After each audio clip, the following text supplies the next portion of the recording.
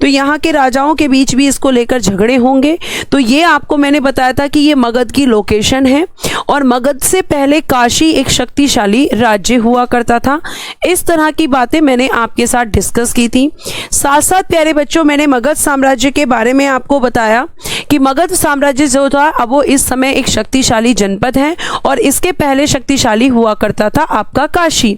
ठीक है, मगध की वर्तमान स्थिति के बारे में बताया था, मगध साम्राज्य का उत्कर्ष और मगध साम्राज्य का जो टाइम रहता है वो कब से कब तक, ये सारी चीजें हमने कल डिस्कस की थी।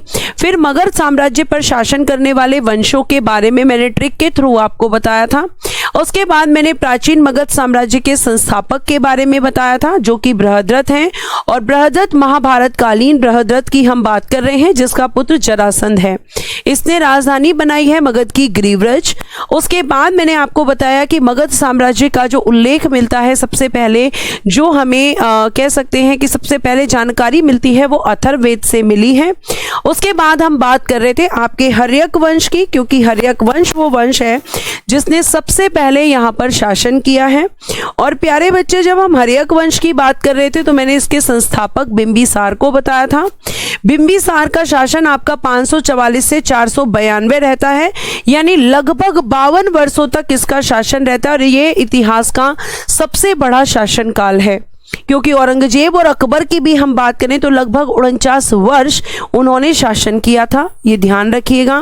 प्रिया, सत्यम, कुणाल, अनुपम दीक्षित, प्रिंस राजपूत, सभी को मेरी तरफ से गुड इवनिंग, नमस्ते, राधे राधे। प्यारे प्यारे बच्चे, आप लोग कैसे हैं? ठीक है, साथ साथ मैंने आपको बताया था इसके अन्य नाम, जैन साहित्य में इसे श्रोणिक और बेटा जी मत्स्य पुराण में इसे क्षेत्रोजश कहा गया है। ये दोनों ही इसके उपनाम हैं या हम कह सकते हैं कि अन्य नाम हैं। ठीक है, उसके बाद अगर हम बात करते हैं तो हम यहाँ इस वाली स्लाइड को आज पढ़ेंगे कि आपका जो बिंबिसार है इसने कैसे अपने राज्य का विस्तार किया था और राज्य का विस्तार करने के लिए इन्हें किसने किस चीज को अपनाया था, वो सारा डिस्कशन हम इस क्लास में करने वाले हैं। तो आप मेरी बातों को ध्यान से सुनेंगे और चीजों को अच्छे से समझेंगे। ठीक है, अब देखिएगा यहाँ पर अगर मैं आपसे बात करती हूँ तो यहाँ पे देखिएगा आपका पहला क्या लिखा हुआ है, बिंबिसार ने राज्य विस्तृत करने के लिए विवाह संबंधों का सहारा लिया। यानी कि इसने अपने जो राज्य विस्तार किया है वो किसके थ्रू किया है? विवाह संबंधों के थ्रू, यानी मैरिज रिलेशंस को इसने डेवलप किया है। मैरिज रिलेशंस को डेवलप करने के बाद प्यारे बच्चे ये अपने राज्य का विस्तार करेगा, जिसमें ये पहली शादी करेगा महाकौशला से। ठीक है, महाकौशला जो कौशल नरेश प्रसेनजीत की बहन है, इनका नाम याद रखिएगा क्योंकि प्रसेनजीत का जिक्र प्यारे बच्चे अजात शत्रु के समय पर भी आएगा। तो प्रसेनजीत कौन है?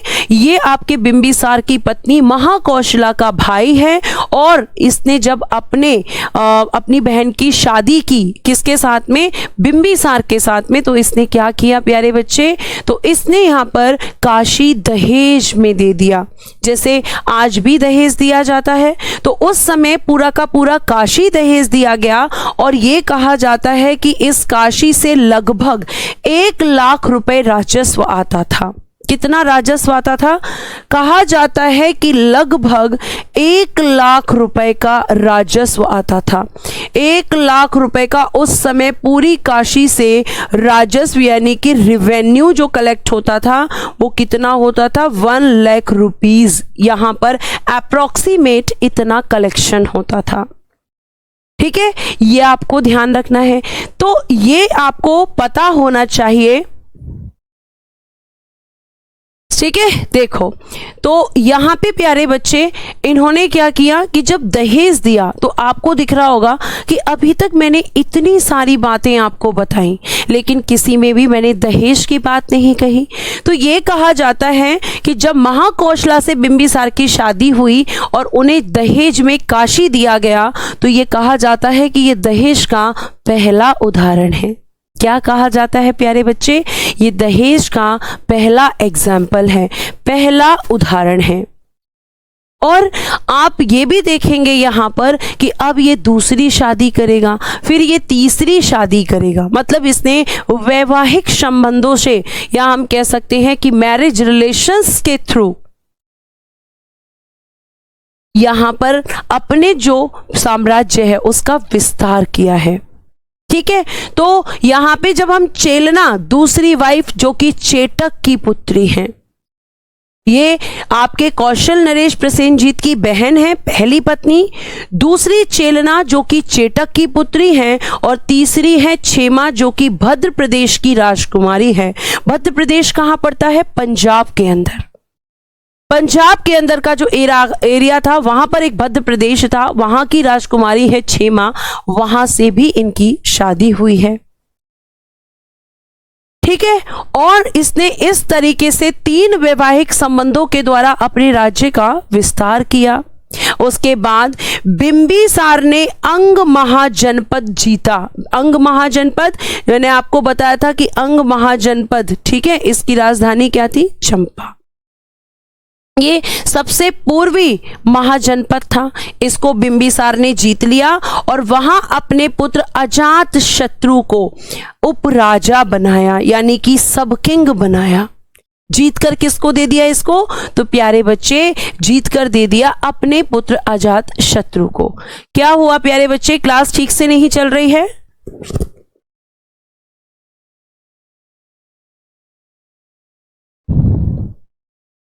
ये बताइए जल्दी से, क्लास आपकी सब कुछ ठीक है? आपको आवाज आ रही है? पहले मुझे ये बताइए बेटा, एक बार प्लीज मेरी बात सुन लीजिए और मुझे ये बताइए कि आप लोगों की क्लास ठीक से चल रही है या नहीं। मैं जो पूछ रही हूं उसका रिप्लाई कीजिए ताकि मैं क्लास को आगे बढ़ा सकूं। वॉइस ठीक आ रही है या आपको कोई यहाँ पे दिक्कत हो रही है? या क्लास के अंदर मैं आपको ठीक से दिख रही हूं, क्लास का कंटेंट आपको दिख रहा है या नहीं? सब ओके है? थैंक यू सो मच, आपने रिस्पॉन्स किया कि मैम सब सही है।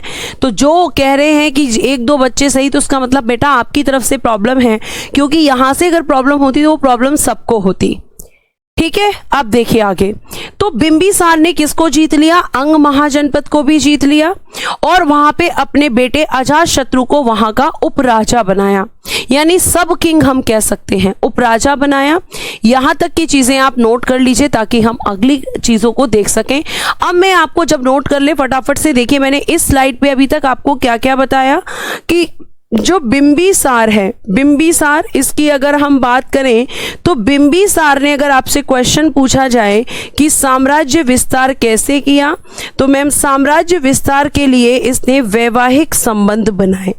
इन्होंने वैवाहिक संबंध बनाए जिसमें महाकौशला से शादी की, फिर चेलना से शादी की और फिर क्षेमा से शादी की। 3 शादियां की। उसके अलावा इन्होंने अंग महाजनपद को जीत लिया। अंग महाजनपद, ठीक है, अंग महाजनपद को प्यारे बच्चे इसने जीत लिया। और अंग महाजनपद को जब इसने जीता तो उसके बाद में अंग महाजनपद का उपराजा किसको बनाया? उपराजा बनाया प्यारे बच्चे अजात शत्रु को। इतनी बात मैंने आपको बताई है। साथ साथ मैंने बताया कि जब वैवाहिक संबंध हुए तो इसमें जब इनकी महाकौशला से शादी हुई, तो महाकौशला किसकी बहन है? कौशल नरेश प्रसेनजीत की बहन है। तो महाकौशला से शादी में दहेज में इनको क्या मिला था? काशी मिल गया था। वही काशी जो मगध साम्राज्य से पहले शक्तिशाली हुआ करता था, तो ये इन्हें मिला था। वैवाहिक रिलेशंस करवाए, ठीक है। और आपको यहाँ पे अब आपको मैंने समझा दिया है, आराम से अब इस चीज को जल्दी नोट करना है। ये नहीं कि आप 15-20 मिनट केवल इसलिए मेरे से कहें कि मैम अब नोट करना है तो रुक जाइए। बेटा एक चीज हमेशा ध्यान रखना, नोट करने से ज्यादा इंपॉर्टेंट है आपका चीजों को समझना, आपका कॉन्सेप्ट क्लियर होना चाहिए, ठीक है। तो फिर यहाँ पे ध्यान से देखकर और फटाफट से नोट कीजिए। और बहुत सारी चीजें आप तब भी नोट कर सकते हैं जब मैं आपको चीजें बता रही होती हूँ, धीरे धीरे एक एक लाइन को नोट कर सकते हैं, ठीक। नोट कीजिए फटाफट से।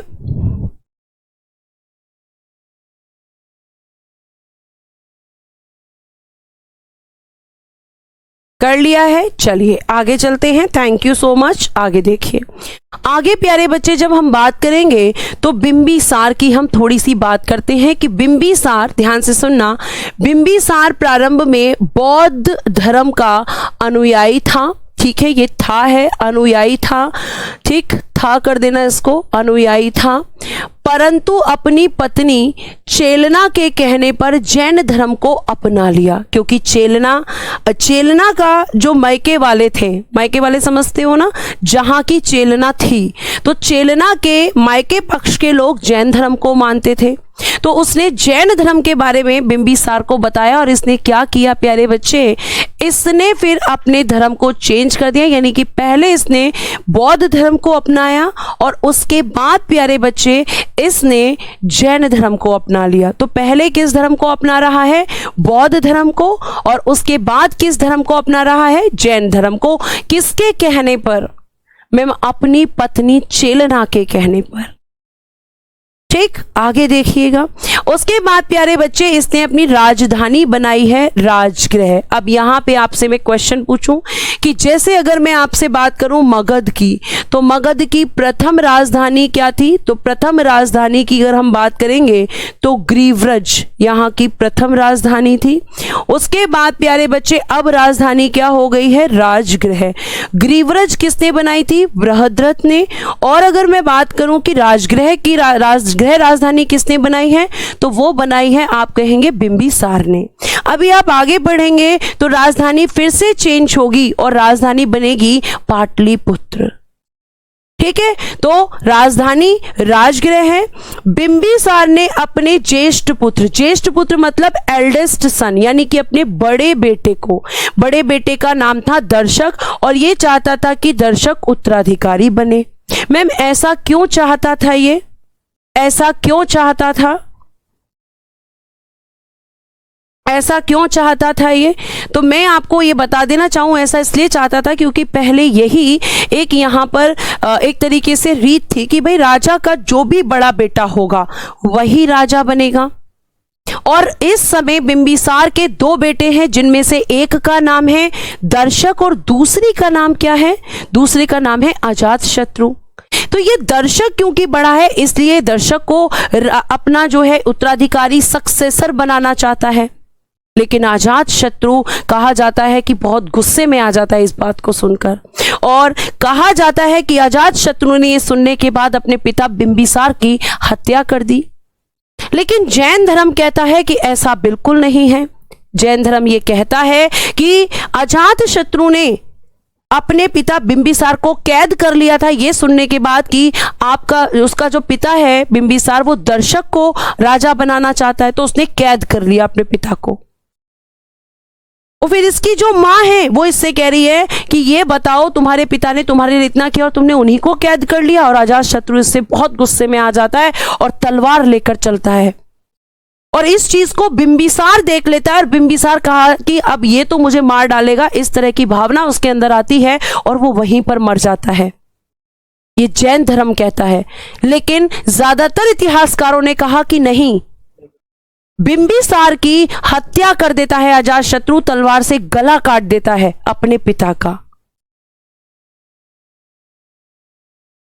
ठीक, तो ये आपको यहां पे जानकारी दी गई है। अब यहां पे देखिएगा, परंतु अजातशत्रु ने अपने पिता बिंबिसार की हत्या कर दी और गद्दी पर बैठ गया। अपने पिता को मार दिया इसने राजा बनने के लिए, और इसीलिए भारतीय इतिहास में इसे पितृहंता कहा जाएगा, प्रथम पितृहंता कहा जाएगा। ये अपने पिता को मार रहा है बिंबिसार को अजातशत्रु, और फिर अजातशत्रु का बेटा होगा उदयन, वो उस अपने पिता को मारेगा। यानी कि इस वंश को नाम दे दिया कि ये पितृहंता वंश है, जिसमें अपने ही पिता को मारकर उनके बेटे राजा बन रहे हैं। तो ये आपका यहाँ पे पूरी कहानी कि पहले बिंबिसार आया, बिंबिसार ने मगध साम्राज्य को विस्तृत करने के लिए वैवाहिक संबंध बनाए। उसके बाद उसने कुछ क्षेत्रों को जैसे अंग महाजनपद को जीता। फिर उसके दो बेटे हैं, जिनमें से एक का नाम दर्शक और दूसरे का नाम अजातशत्रु है। वो अपने बड़े बेटे दर्शक को राजा बनाना चाहता है, लेकिन अजातशत्रु को जैसे ही ये बात का पता चलता है वो बिंबिसार की हत्या कर देता है और खुद गद्दी पर बैठता है। तो ये चीज मैंने आपको बताई। साथ साथ आपको प्यारे बच्चे यहाँ पे नोट कर लीजिए फटाफट, और फिर हम आगे की तरफ चलते हैं। ज्यादा टाइम आपको नहीं लेना है। मैम अब किसने मारा किसने नहीं, हमें क्यों पढ़ना पड़ रहा है? इसलिए पढ़ना पड़ रहा है जरीना खान, क्योंकि यहाँ से प्रश्न पूछे जाते हैं। ठीक है, इसलिए आपको पढ़ना पड़ रहा है क्योंकि ये आपका सिलेबस है। आपका इतिहास क्या रहा है ये आपको जानने की जरूरत पड़ती है प्यारी बच्ची, इसलिए आपको ये पढ़ना पड़ रहा है। ठीक है, अब देखिएगा यहां पर आगे, नेक्स्ट देखिएगा। अब देखो, पिता की हत्या करने के कारण अजातशत्रु को पितृहंता कहा गया। पितृहंता जो अपने पिता को मारकर राजा बन रहा है उसे पितृहंता कहा गया। और आपको बता दूं कि जैसे आज भी कहा जाता है कि जैसे कर्म आप करते हो, जैसे कर्म आप करते हो वैसी ही चीजें आपके सामने आती हैं। तो अजातशत्रु ने अपने पिता की हत्या की तो इसीलिए उसके पुत्र ने भी उसकी हत्या की। तो देखिए अगली लाइन लिखी हुई है कि अजातशत्रु की भी इसके पुत्र उदयन के द्वारा हत्या कर दी गई। इसने अपने पिता को मार दिया। यानी आप कह सकते हो कि जो बिंबिसार है, जो मगध साम्राज्य का हर्यक वंश का प्रथम शासक है, इस बिंबिसार की हत्या किसने की है? इसकी हत्या अजातशत्रु ने, जो कि इसका बेटा है, इसने कर दी। और अजातशत्रु की हत्या किसने कर दी? मैम इसके बेटे उदयन ने कर दी। किसने कर दी? इसके बेटे उदयन ने इसकी हत्या, इसके बेटे उदयन ने इसकी हत्या कर दी। तो यानी कि यहां पे बेटे बाप को मार मार कर राजा बन रहे हैं। उसके बाद अगर हम बात करें तो जिस कारण से इसमें राजा बनने का प्रोसीजर चल रहा है, इसी कारण इसको क्या कहा गया? इस प्रकार से हर्यक वंश को पितृहंता वंश भी कहा गया। आपसे प्रश्न पूछा जा सकता है कि किस वंश को पितृहंता वंश कहते हैं? तो आप ये आंसर कर सकते हैं कि आपका हर्यक वंश एक पितृहंता वंश है, क्योंकि इसमें पुत्रों ने अपने पिता को मारकर राजा के पद को हासिल किया था। ठीक है, तो ये आपका यहां पे मैंने आपको चीजें बताई कि किसने किसकी हत्या की, क्यों हत्या करने का कारण क्या था? सत्ता, राजा के पद को हासिल करना। फटाफट नोट कर लीजिए ताकि हम आगे की तरफ बढ़ सके।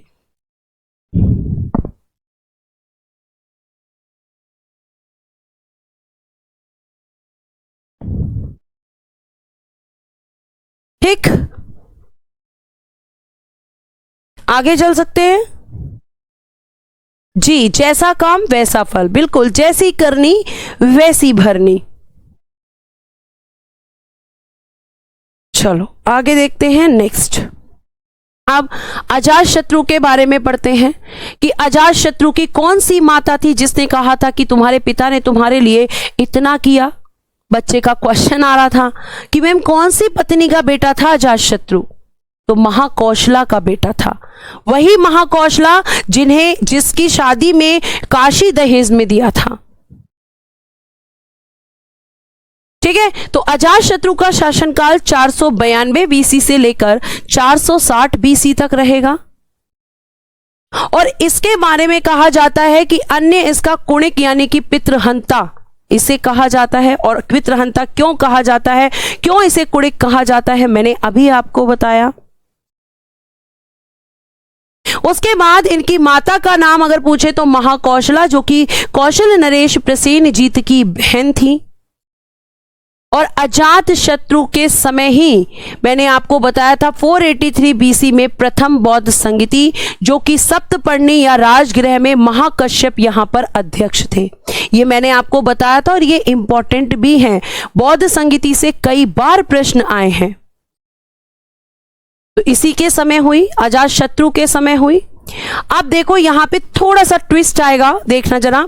काशी के लिए प्रसेनजीत से संघर्ष हुआ एवं विजय हुआ और बाजीरा से विवाह हुआ, जो कि प्रसेनजीत की पुत्री थी। मैम आपने तो अभी बताया कि काशी तो दहेज में दे दिया गया था, तो फिर अब काशी के लिए संघर्ष क्यों, स्ट्रगल हो रहा है, क्यों झगड़ा हो रहा है? काशी तो दहेज में दे दिया था, फिर क्यों यहां पर इनके बीच में झगड़ा हो रहा है? तो यहां पे प्रसेनजीत का कहना था कि तुमने हमारे जीजा को मार दिया, हमने ये काशी उनको दहेज में दिया था और तुमने अपने ही पिता को मार दिया, अब तुम्हें काशी नहीं मिल सकता। अजातशत्रु कहता है क्यों भाई, ये तो मेरे पिता की संपत्ति है और इस पे मेरा अधिकार है। और इसको लेकर इन दोनों के बीच में झगड़ा होता है और इस झगड़े में कौन जीतता है, विजयी कौन हुआ था मैम, विजयी होता है अजातशत्रु। और अजातशत्रु जब प्रसेनजीत से इसका झगड़ा हो रहा है तो प्रसेनजीत अजातशत्रु का कौन लगा मैम, मामा लगा, क्योंकि महाकौशला प्रसेनजीत की बहन थी और प्रसेनजीत की बहन होने के कारण अजातशत्रु का मामा है प्रसेनजीत। और प्रसेनजीत की प्यारे बच्चे एक बेटी है जिसका नाम है बाजीरा। और इस बाजीरा से कौन शादी करेगा, बाजीरा की शादी हो जाती है, इसका विवाह होता है और किसके साथ, अजातशत्रु के साथ।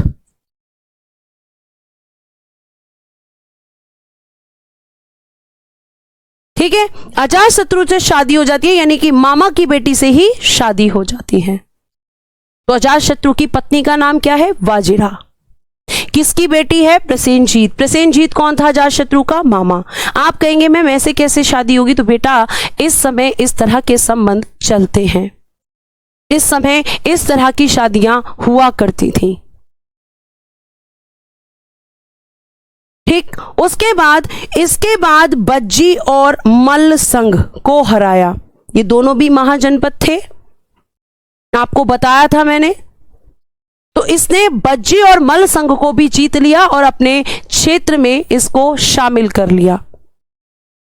तो हमने अजातशत्रु के बारे में क्या क्या पढ़ा, एक बार थोड़ा सा समझ लेते हैं। जैसे अगर मैं बात करूं अजातशत्रु की, तो अजातशत्रु के बारे में अगर हम बात करते हैं तो मैंने आपको बताया शासनकाल में, यहां नहीं लिखूंगी, 492 से 460 बीसी।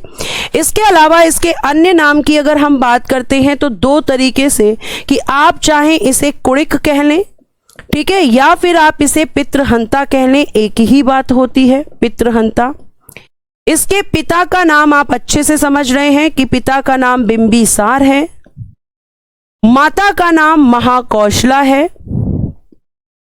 माता का नाम है महाकौशला। अब ये अजातशत्रु और, ठीक है, अजातशत्रु, फिर मैंने आपको बताया कि जो अजातशत्रु है, अजातशत्रु का यहां पे मैंने आपको बताया का विवाह होता है। और विवाह किसके साथ होता है, तो आपको बताया कि बाजीरा के साथ। बाजीरा कौन थी, तो आप कहेंगे प्रसेनजीत की पुत्री थी, प्रसेनजीत की पुत्री, प्रसेनजीत की पुत्री, डॉटर ऑफ प्रसेनजीत, ठीक है, प्रसेनजीत की पुत्री है, इससे शादी हुई। अच्छा, प्रसेनजीत और अजातशत्रु वर्सेस प्रसेनजीत, इन दोनों के बीच में संघर्ष होता है। इन दोनों के बीच में जो संघर्ष हुआ वो किसको लेकर हुआ था, पहले काशी को लेकर, काशी के लिए इन दोनों के बीच संघर्ष होता है। और प्यारे बच्चे, जब इनके बीच संघर्ष होता है तो अजातशत्रु जीत जाता है और प्रसेनजीत हार जाता है, और फिर अजातशत्रु अपने ही मामा की बेटी से शादी कर लेता है। साथ साथ आपको बता दूं कि अजातशत्रु ने बज्जी और मल्ल, बज्जी और मल्ल, इन दोनों को क्या किया, इन दोनों को भी अपने साम्राज्य में मिला लिया।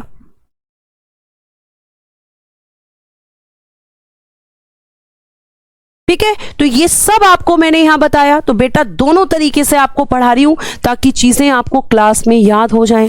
प्रथम बौद्ध संगीति मैंने पहले ही बता दी है, इसलिए यहां नहीं बताया दोबारा। आप नोट्स के साथ, अगर बुक की इतना आपको पढ़ना है तो नोट्स के साथ आप केवल लुसेंट को फॉलो कीजिए, और मैं तो कहूंगी कि प्रीवियस ईयर क्वेश्चंस को अपना हथियार बनाइए। ठीक है, यहां पे ये चीजें हुई। आगे देखिएगा आगे क्या चल रहा है। आगे अजातशत्रु जैन धर्म का अनुयायी था, जैन धर्म का फॉलोवर था ये अजातशत्रु। ठीक है। उसके बाद महावीर स्वामी व महात्मा बुद्ध की मृत्यु इसी के शासनकाल में हुई थी, अजातशत्रु के समय। एक बच्चा बार बार इस प्रश्न को पूछ रहा है और मैं कहती हूं कि थोड़ा सा पेशेंस रखा करो, सारी चीजें तुम्हारे सामने होंगी। तो महावीर स्वामी और आप कह सकते हैं कि महात्मा बुद्ध दोनों की मृत्यु किसके समय होती है? अजातशत्रु के समय ही होती है। बज्जी और मल कौन थे किरण पटेल जी? महाजनपद वाला चैप्टर पढ़ो बेटा, वहां आपको पता चल जाएगा कि बज्जी और मल महाजनपद थे। हाँ, काशी तो पहले बिंबिसार को दहेज में मिली थी, लेकिन जब उसने अपने पिता को मार दिया तो उसकी जीजा को गुस्सा आया, मतलब बहन के पति को मार दिया, तो उसने कहा अब हम तुम्हें नहीं देंगे, तुम्हें काशी में वापस देनी पड़ेगी। लेकिन अजातशत्रु कहता है ऐसे कैसे, मेरे पिता का सब कुछ मेरा है। तो इसलिए इन दोनों के बीच लड़ाई होती है प्यारे बच्चे। याद करते हैं लेकिन भूल जाते हैं बेटा, इसका कोई कैप्सूल नहीं आता है बाजार से, ठीक है। याद करने का कोई कैप्सूल नहीं आता है बाजार से। याद करने के लिए आपको रिवीजन करना होगा, आपको प्रैक्टिस करनी होगी। कहीं से कोई दवाई नहीं आती है कि मैं ऐसे जादू टोना करने वाली आपको कोई चीज बता दूं और सब आपके अंदर चली जाए।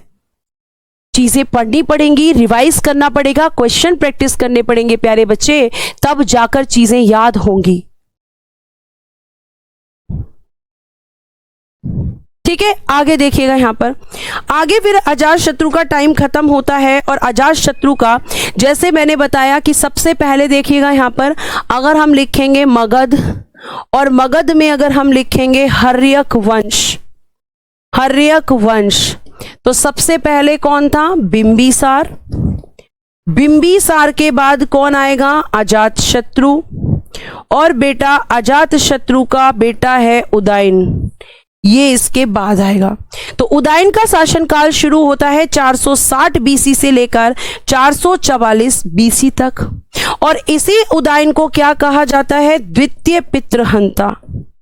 द्वितीय या आप कह सकते हैं सेकंड, द्वितीय पितृहंता, क्योंकि इसने भी अपने पिता अजातशत्रु की हत्या कर दी थी, तो इसे द्वितीय पितृहंता कहा गया है। ये देखिएगा आगे नेक्स्ट लिखा हुआ है सेकंड पितृहंता। द्वितीय पितृहंता क्योंकि इसने अपने पिता अजातशत्रु को मारा था गद्दी को हासिल करने के लिए। अब इसके बारे में एक बहुत इंटरेस्टिंग चीज है, ये राजधानी को चेंज करेगा, ये एक नगर बसाएगा, उस नगर को कुसुमपुरा भी कहते हैं, और उसी को प्यारे बच्चे अपनी राजधानी भी बनाएगा। ठीक है, तो देखिएगा द्वितीय पितृहंता। पाटलिपुत्र नगर की स्थापना की क्वेश्चन पूछा जाता है एग्जाम में कि पाटलिपुत्र की स्थापना किसने की थी, तो आप कहेंगे कि पाटलिपुत्र की स्थापना जो की गई थी वो अजातशत्रु के बेटे उदयन के द्वारा की गई थी। उदयन ने अपने पिता को मारा और फिर उसके बाद अब राजा बना, और इसने एक नई जगह जिसका नाम है पाटलिपुत्र, जो कि वर्तमान बिहार में स्थित है, उसकी स्थापना की। और आपको मैं बता दूं कि इसी पाटलिपुत्र को कुसुमपुरा के नाम से भी जाना जाता था, और इसे इसने अपनी राजधानी बनाया। यानी कि अभी तक आपने मगध की कितनी राजधानी देख ली? आपने देखा कि मगध की अगर हम राजधानी की बात करें तो सबसे पहले मैम ग्रीवरस थी जो कि बृहद्रथ ने बनाई थी, फिर मैम राजगृह जो कि बिंबिसार ने बनाई थी, और अब मैम इसकी राजधानी बन रही है पाटलिपुत्र जो कि उदयन के द्वारा बनाई गई है। ये राजधानियों का क्रम भी साथ साथ आपको मैं बता रही हूं। अब देखो ये जो उदयन है, इस उदयन के 3 पुत्र थे जिन्होंने क्रम से शासन किया, या हम कह सकते हैं सीक्वेंस में शासन किया, जिसमें से सबसे पहले अनिरुद्ध ने शासन किया, फिर दूसरा बेटा मुंडा ने शासन किया, और ये इंपॉर्टेंट है नागदशक। तीनों में मोस्ट इंपॉर्टेंट है क्योंकि एग्जाम में क्वेश्चन पूछा जाता है कि हर्यक वंश का अंतिम शासक कौन था। हर्यक वंश का लास्ट रूलर आपसे पूछा जाता है कि last ruler of Haryanka dynasty कौन था, तो मैं आपको यह बता देना चाहूंगी कि नागदशक हर्यक वंश का अंतिम शासक था। Last ruler of Haryanka dynasty था, जिसकी अगर हम बात करते हैं नाग दशक की, तो इसकी हत्या किसने कर दी? जिसकी हत्या उसका मंत्री शिशुनाग कर देता है। ठीक है, शिशुनाग ने कर दी। यानी अगला वंश कौन सा आएगा? शिशुनाग वंश आएगा। मैंने आपको बताया था, मैंने आपको एक ट्रिक बताई थी कल की क्लास में, हम सब नहीं मानेंगे साहब को, समझे? यानी हर्यक वंश खत्म हो गया, अब कौन सा वंश आएगा? शिशुनाग वंश आएगा। और शिशुनाग वंश के बारे में अब हम देखेंगे, तो अब जल्दी से यहाँ पे मतलब उसी का जो मंत्री है उसी ने अब शासन को संभालने के लिए नाग दशक की हत्या कर दी, मतलब हर्यक वंश को समाप्त कर दिया और एक अगला वंश बनाएगा शिशुनाग वंश। ठीक है, तो हमने क्या क्या पढ़ा कि उदयन ने पाटलिपुत्र की स्थापना की। उदयन जो है वो अजातशत्रु का बेटा था। उदयन को सेकंड पितृहंता कहा जाता है क्योंकि उसने अपने पिता की हत्या की थी। पाटलिपुत्र को कुसुमपुरा के नाम से भी जाना जाता है। इसके 3 बेटे अनिरुद्ध, मुंडा और नागदशक थे, जिसमें से नागदशक अंतिम शासक जिसकी हत्या शिशुनाग ने कर दी थी।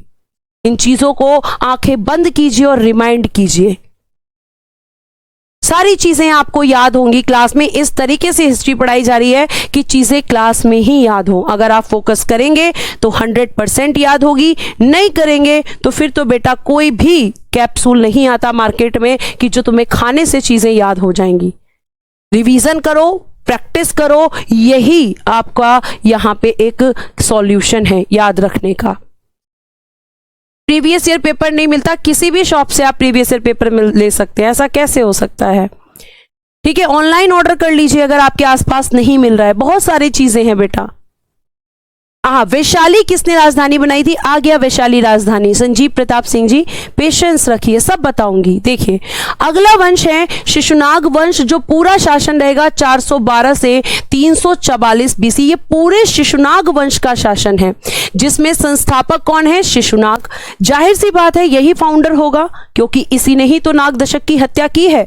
तो इसका शासनकाल रहेगा 412 से 394 बीसी, 412 बीसी से 394 बीसी। और ये अब पाटलिपुत्र से राजधानी किसको बनाएगा? वैशाली को।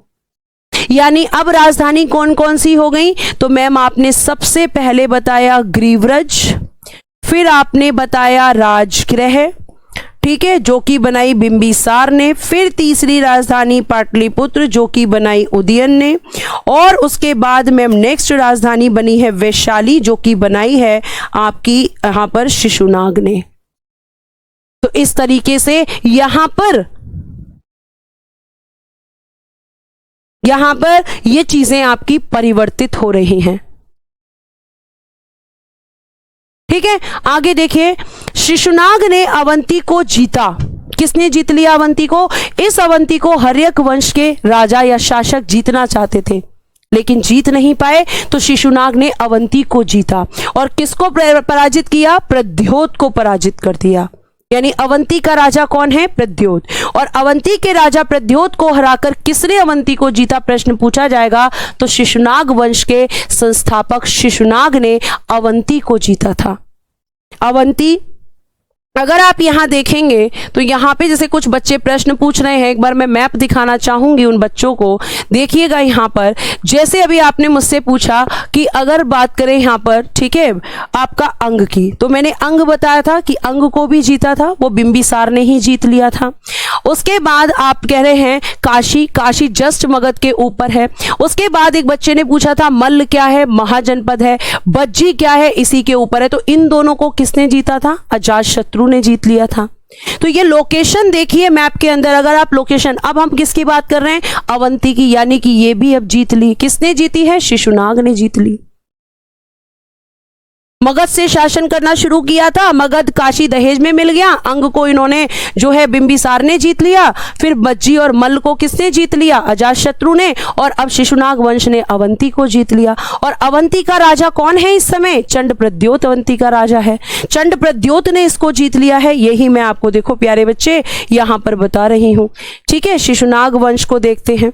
तो शिशुनाग वंश में अवंती की लोकेशन मैंने आपको दिखाई, मैप इसलिए आपको पीडीएफ के साथ दिया गया है ताकि आप महाजनपदों को देख सकें। ठीक, आगे देखिएगा, नेक्स्ट आगे हम बात करेंगे तो आगे नेक्स्ट देखिएगा। अब इसी का बेटा आएगा कालाशोक, जिसके समय दूसरी बौद्ध संगीति होती है जो कि वैशाली में होती है। अब ये कालाशोक दोबारा से पाटलिपुत्र को राजधानी बनाएगा। पहले राजधानी अब वैशाली कर दी गई है, लेकिन ये आएगा, ये कहेगा कि नहीं, दोबारा पाटलिपुत्र को राजधानी बता देगा, दोबारा उसको राजधानी के रूप में परिवर्तित कर देगा। तो देखो पहला फैक्ट इसके बारे में कि 394 से 366 बीसी तक इसका शासन है। इसे काक वर्ण भी कहा जाता है। कालाशोक या काक वर्ण, इसके दो नाम थे। किसी भी नाम से आपसे प्रश्न पूछा जाए तो आपको समझ आना चाहिए कि अगर काक वर्ण लिखा है तो वो कालाशोक का नाम है। इसके समय पे सेकंड बौद्ध संगीति 383 बीसी वैशाली, और अध्यक्ष कौन थे? सबक मीर। सबक मीर ने इसकी अध्यक्षता की थी।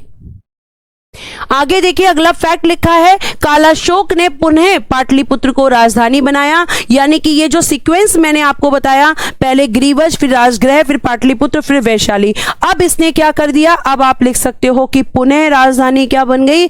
पुनः राजधानी बन गई पाटलिपुत्र। और ये किसने बनाई है? कालाशोक ने। कालाशोक जो कि शिशुनाग वंश का अगला शासक है, इसने इसको दोबारा राजधानी बना दिया। अब ध्यान से सुनना, इसके 10 पुत्र हैं। 10 पुत्रों में से एक नंदीवर्धन अंतिम शासक, ये बहुत पूछे जाते हैं, इन वंशों के लास्ट रूलर पूछे जाते हैं। और अब आएगा नंद वंश, जिसमें मैं आपको कहानी भी सुनाऊंगी क्यों घनानंद की हत्या होती है, नंद वंश के बाद मौर्य वंश की स्थापना कैसे होती है, और इसी बीच मैं आपको सिकंदर के बारे में भी बताऊंगी, क्योंकि घनानंद के समय ही सिकंदर के आक्रमण की जानकारियां आती हैं। ठीक है, देखिएगा। तो इसके 10 पुत्र हुए कालाशोक के, लेकिन उनमें से केवल एक के बारे में जानकारी मिलती है, जिसका नाम है नंदीवर्धन।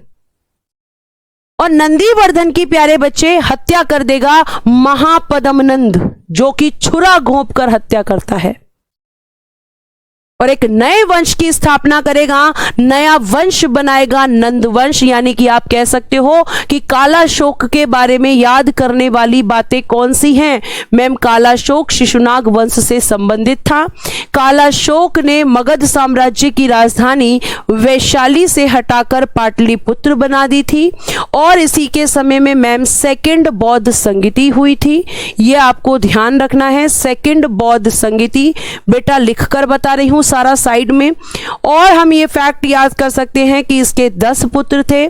10 पुत्रों में से इसका एक पुत्र है जिसका नाम नागदशक है, और नागदशक की हत्या मैम महापद्मनंद ने कर दी, और महापद्मनंद ने फिर एक नए वंश की स्थापना की जिसका नाम है नंद वंश। यह आपका पूरा मैंने बताया। पहले शिशुनाग आया, शिशुनाग ने कौन से वंश को खत्म किया था? हर्यक वंश को। और अब इस वंश को किसने खत्म कर दिया? नंद वंश को। तो ट्रिक याद करो, हम सब नहीं, है ना, हम सब नहीं, यानी कि हर्यक वंश, शिशुनाग वंश, 2 वंश हम पढ़ चुके, और अब हम तीसरा वंश पढ़ेंगे नंद वंश, और देखेंगे कि इस वंश को कैसे समाप्त किया जाता है। एक चीज एक सीक्वेंस में अगर आप याद रखेंगे तो आपको चीजें जरूर याद होंगी। देखो, किसी भी टीचर के पास में ये कोई ऐसी दवाई, ऐसा कोई छू मंतर नहीं है जो तुम पे दे देंगे और तुम उससे फिर याद कर सकते हो। बेटा पढ़ना और रिवीजन करना, सिर्फ यही तो सॉल्यूशन है। बाकी आपके डाउट्स के लिए अगर आप मुझे 100 डाउट्स भी पूछते हो तो मैं आपके प्रश्नों का जवाब देने की पूरी कोशिश करती हूँ कि एक भी बच्चा ऐसा ना हो जिसके प्रश्न का उत्तर मैं ना दूं। हाँ, अगर आप आगे के प्रश्न पूछते हो तो मैं उनको ये कहकर जरूर बोल देती हूँ कि बेटा इस चीज को आपको पढ़ाया जाएगा। और कई बार एग्जामिनर थोड़ी सी भाषा चेंज करता है और आप कंफ्यूज हो जाते हो, तो आपके कंफ्यूज होने का एक कारण है आपका रिवीजन ना करना। एक प्रश्न में यज्ञ वेदी लिख दिया गया अग्निकुंड की जगह, बच्चा कंफ्यूज हो गया कि मैम आपने यज्ञ वेदी बताया नहीं। मैंने बताया है, अग्निकुंड कहें या यज्ञ वेदिकाएं कहें, कालीबंगन और लोथल से मिली हैं। ये प्रश्न मैंने आपको बताया है, अपने नोट्स में खोल के देखिए। आपके नोट्स में कंटेंट को जगह जगह से ढूंढ के डाला जा रहा है। अगला आपका वंश है नंद वंश, जिसका शासनकाल 344 बीसी से 323 बीसी तक रहेगा। ठीक है, इस वंश को पढ़ाने से पहले मैं एक छोटा सा फैक्ट आपको बताना चाहूंगी, और हाँ, वो फैक्ट बताना थोड़ा सा जरूरी हो जाता है। जरा मैं अगर आपसे बात करूं यहाँ पर, तो एक बार हम बिंबिसार पे जाते हैं। बिंबिसार के बारे में एक फैक्ट मुझे याद आया है जो कि शायद आपसे कभी पूछा जा सकता है, और आप मुझे कमेंट करके बताएंगे कि क्या आपने इनका नाम सुना है। हर्यक वंश संस्थापक बिंबिसार, देखो यहाँ पे जगह है तो हम यहाँ लिख सकते हैं। क्या बेटा आपने जीवक का नाम सुना है? जीवक किसके दरबार से संबंधित था? यह प्रश्न पूछा जाता है।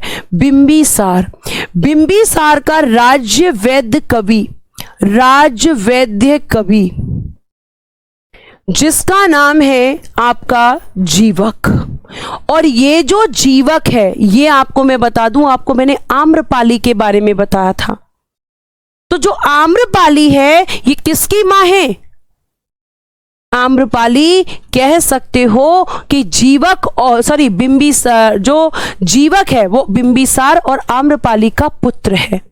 वही आम्रपाली जो कि नगर वधू थी। अब हर कोई उससे संबंध बना सकता था, तो बिंबिसार के भी संबंध उससे बने थे, ऐसा कहा जाता है, और उन्हीं से पुत्र पैदा हुआ था जिसका नाम है जीवक। तो मैम आप ये क्यों बता रही हैं अभी? क्योंकि यहां से एक प्रश्न पूछा जाता है कि बिंबिसार के जो राज्यवैद्य कवि हैं जीवक, इस जीवक को किसकी सेवा में बिंबिसार ने भेजा था?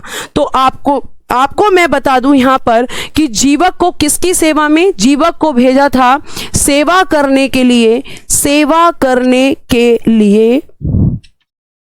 करने के लिए दो लोगों के पास। पहले महात्मा बुद्ध के पास, और प्यारे बच्चे दूसरा इन्होंने भेजा था चंड प्रद्योत के पास।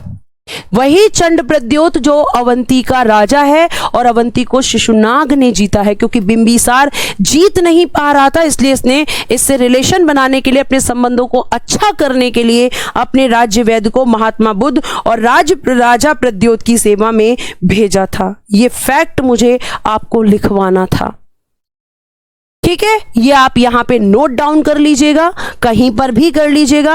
आगे देखिएगा नेक्स्ट, अब हम चलते हैं सीधा नंद वंश की तरफ और बात करते हैं नंद वंश की। देखिए नंद वंश, जब हम नंद वंश की बात करेंगे तो आप समझ ही गए होंगे कि जिसने हत्या की है उसी ने स्थापना भी की होगी,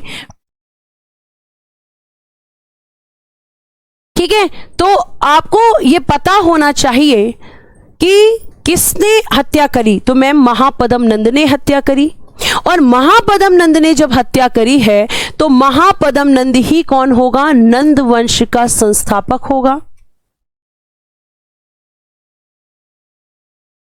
यही होगा। इसने हत्या करी है।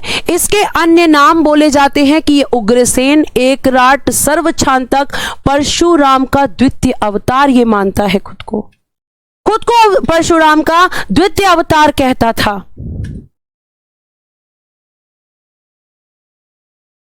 ठीक है, और इसे ही अपरशुराम या भार्गव कहा गया है। आप मुझे कमेंट बॉक्स में बताएंगे कि परशुराम विष्णु भगवान के कौन से अवतार कहे जाते हैं।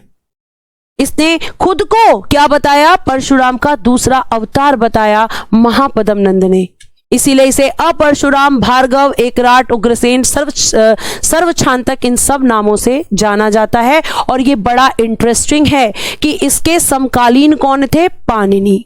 वही पाणिनि जिन्होंने अष्टाध्यायी लिखा था, वही पाणिनि।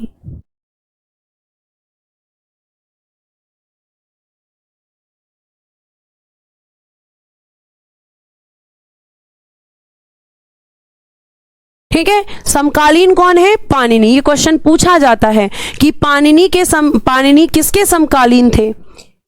नंद वंश के संस्थापक। वेरी गुड, जो बच्चे कह रहे हैं छठा अवतार, इसका मतलब उनकी पढ़ाई बहुत अच्छी चल रही है। वेरी गुड बच्चों, बिल्कुल सही बात है, छठे अवतार था। परशुराम जो है वो विष्णु भगवान के छठे अवतार थे। बहुत बढ़िया, वेरी गुड। और इसके महापदम नंद का समकालीन कौन है? पाणिनि, जो कि नंद वंश का संस्थापक है।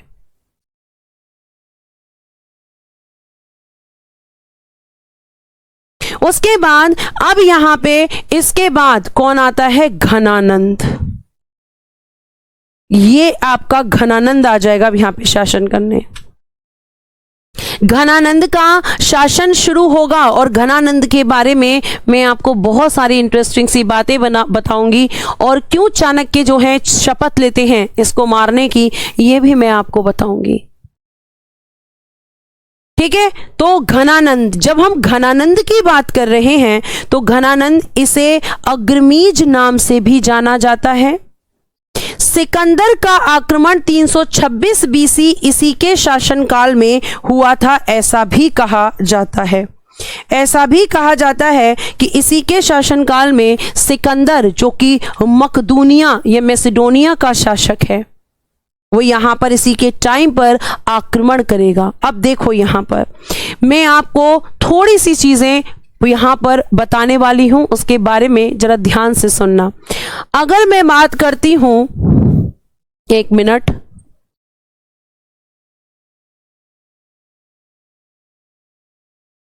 हाँ देखो, आप देखना यहां पर जरा एक डायग्राम बना रही हूं मैं, ध्यान से समझना कि ये आपका भारत है, और यहां पे अगर हम बात करें, आप मान लीजिएगा, ठीक है, मुझे डायग्राम बहुत अच्छे से, या फिर मैं आपको डायग्राम के थ्रू ही समझाती हूं। मेरे पास मैप है, यहां पे ले लेते हैं हम।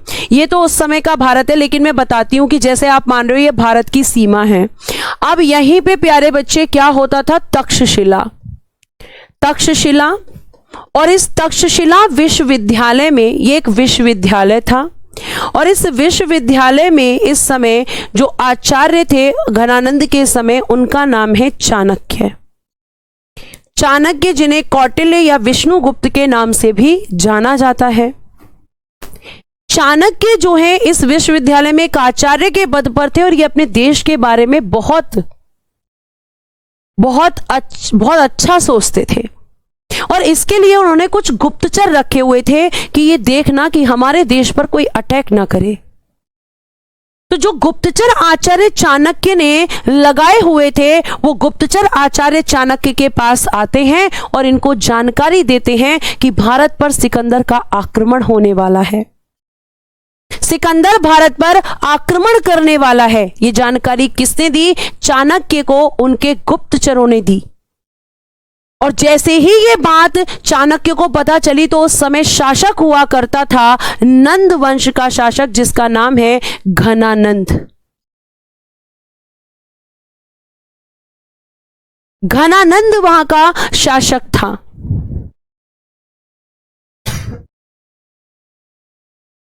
ठीक है, वहां का घनानंद शासक है। तो जैसे ही इन्हें यह बात पता चलती है, ये तुरंत वहां के लोगों से कहते हैं कि जाओ, राजा को जाकर बताओ कि सिकंदर का भारत पे आक्रमण होने वाला है। तो ये बात जब लोग को ये चाणक्य कहते हैं, तो लोग मना कर देते हैं कि नहीं, हम नहीं जाएंगे, वो राजा बहुत सनकी है, लोगों पे बहुत अत्याचार करता है। चाणक्य खुद जाने का फैसला करते हैं। चाणक्य खुद चले जाते हैं। गुप्तचर होते हैं बेटा, जो सीक्रेट तरीके से इंफॉर्मेशन निकाल कर लाते हैं, ध्यान रखते हैं चीजों का। ठीक है, तो चाणक्य खुद वहां पर जाते हैं, और जब चाणक्य वहां जाते हैं तो देखते हैं कि जो आपका घनानंद है वो लोगों पे अत्याचार करता है, लूट मार करवाता है। ये सारी चीजें चाणक्य देखते हैं, लेकिन उन्हें लगता है कि ये राजा जो खुद अपनी जनता का शोषण कर रहा है, खुद गलत काम कर रहा है, ये क्या देश की रक्षा करेगा। लेकिन फिर भी चाणक्य जाते हैं उसके पास। चाणक्य चले जाते हैं, और जब चाणक्य प्यारे बच्चे जाते हैं तो घनानंद से कहते हैं कि हमारे देश पर खतरा है, आपको उसकी रक्षा करनी चाहिए, आपको उसकी रक्षा करनी चाहिए। तो घनानंद गुस्सा हो जाता है, और घनानंद जब गुस्सा होता है तो कहता है कि अब एक आचार्य हमें बताएगा कि हमें अपने देश के लिए क्या करना है, वो बताएगा कि राजा को क्या करना चाहिए, क्योंकि घनानंद बड़ा घमंडी आदमी था। तो चाणक्य को गुस्सा आता है, और कहा जाता है कि उसी समय वो अपनी चोटी खोलते हैं और वो ये कहते हैं कि मैं जब तक तेरा सर्वनाश नहीं कर दूंगा, तब तक इस चोटी को नहीं बांधूंगा। तो चाणक्य जब ये वापस जा रहे होते हैं, यहां आते हैं, फिर यहां से जब वापस जा रहे होते हैं, ठीक है, ये रहा मगध, यहां तक आते हैं ये इस तरीके से, फिर ये यहां से जब वापस जा रहे होते हैं तो कहा जाता है कि एक जगह पड़ती है जहां पर इन्हें एक बच्चा दिखता है। राजघराने के कुछ बच्चे जो खेल खेल रहे होते हैं, और अगर मैं आपसे बात करूं यहां पर, तो उन बच्चों में से एक बच्चा ऐसा होता है जो कि एक राजा की तरह बैठा होता है, और वो खेल खेल रहे होते हैं और वो बच्चा उनको सलाह दे रहा होता है। बच्चे अपनी अपनी समस्या आकर बताते हैं। चाणक्य इस चीज को देख लेते हैं और उस छोटे से बच्चे को देखकर वो उस बच्चे को अपने साथ ले आते हैं, अपने साथ उसको लाकर एक राजा बनाते हैं जिसका नाम चंद्रगुप्त मौर्य आप इतिहास में पढ़ते हैं। और उसी को राजा बनाकर ये इसका विनाश करवाएंगे, इसको समाप्त, इसके वंश को खत्म करवाएंगे। तो ऐसे इतिहास में ये जुड़े हुए हैं। आपके घनानंद और चंद्रगुप्त मौर्य क्यों मारते हैं? तो चाणक्य अपने अपमान का बदला लेते हैं और ऐसे शासक को खत्म करवाना चाहते हैं जो अपने ही लोगों पर अत्याचार करते हैं। फिर ये कहानी आपकी पूरी हुई। अब आप आगे की तरफ थोड़ा सुन लो यहां पर कि घनानंद के साथ क्या होता है। घनानंद आएगा, ये रहा, 1 मिनट देखना यहां, नंद वंश, ये घनानंद के बारे में था, आपको मैंने बताया। उसके बाद प्यारे बच्चे फिर यहां पे आप देखेंगे कि ये वाला स्लाइड देखिएगा, घनानंद। जब हम घनानंद की बात कर रहे हैं तो घनानंद जो है, एक बार यहीं पे ऐड कर लेंगे, इस तरफ लिख देती हूं मैं, घनानंद की हत्या, घनानंद की हत्या चंद्रगुप्त मौर्य ने की, चंद्रगुप्त मौर्य ने की, और एक नए वंश, और एक नए वंश, और एक नए वंश,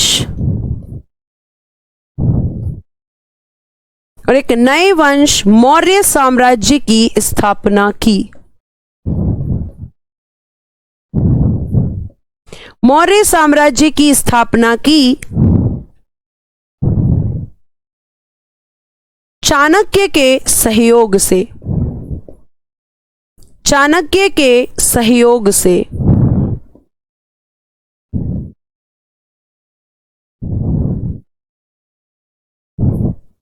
ठीक है, यह आपको ध्यान रखना है। क्लियर? तो ये सारी चीजें प्यारे बच्चे यहां पर घटी हैं। अब यहां पे घनानंद के समकालीन थे कुछ लोग, जैसे अगर हम कह सकते हैं बररुचि, जो कि एक विद्वान है, जो कि एक स्कॉलर है, ये नंद वंश से संबंधित थे। ठीक, और फिर कात्यायन विद्वान, ये भी आपके नंद वंश से संबंधित थे। और 3 ग्रंथ हैं यहां पे जिन्हें मुनित्रय कहते हैं, और ये तीनों ग्रंथ नंद वंश के समय लिखे गए, जिनमें से एक महाभाष्य, एक वर्तिका और एक अष्टाध्यायी है। महाभाष्य को पतंजलि ने, वर्तिका को कात्यायन ने, और पाणिनि को, वो अष्टाध्यायी को पाणिनि ने। और इन्हीं 3 ग्रंथों को मुनित्रय कहते हैं। द 3 टेक्स्ट आर कॉल्ड मुनित्रय, और ये तीनों मुनित्रय हैं पतंजलि, ये महाभाष्य, वर्तिका और अष्टाध्यायी, और उनके लेखकों के नाम। ये क्यों बताया है मैम आपने? क्योंकि ये नंद वंश से संबंधित थे, इसलिए मैंने आपको बताया है। कल मैं आपको क्या बताऊंगी? कल मैं आपको बताऊंगी सिकंदर और मौर्य साम्राज्य के बारे में। पहले सिकंदर को बताऊंगी कि कैसे सिकंदर को यहाँ पे हराया जाता है या सिकंदर का शासन खत्म होता है। और फिर प्यारे बच्चे, सिकंदर के बाद हम पढ़ेंगे मौर्य साम्राज्य और मौर्य साम्राज्य के शासकों को। एक बार आप इसे यहाँ पर ठीक से पढ़ लेना। बहुत बढ़िया ट्विंकल, धर्मेंद्र, हाँ धर्मेंद्र कह रहे हैं मैम क्या ऊपर ऊपर स्टडी करवा रही हो? तो बेटा इससे ज़्यादा डीप ना तो आपके सिलेबस में आता है। आप ऐसे पहले स्टूडेंट हैं जो कह रहे हैं कि ऊपर से स्टडी करवा रही हूँ। बच्चे इस बात से परेशान है कि मैं डीप में पढ़ा रही हूँ। ऊपर ऊपर से करवा रही हूँ तो डीप इससे ज़्यादा एग्जाम में पूछा नहीं जाएगा, और मैं आपको कंटेंट वही दे रही हूँ जो एग्जाम ओरिएंटेड है। सारे क्वेश्चंस को लगाकर आप देख सकते हो, और पिछली क्लास में मैं इस बात को सिद्ध भी कर चुकी हूँ। बार बार इस चीज़ का एक्सप्लेनेशन मैं आपको नहीं दे सकती। ठीक है, आगे हम अगली क्लास में करेंगे। आज के लिए बहुत बहुत धन्यवाद। Bye bye, take care and good day everyone.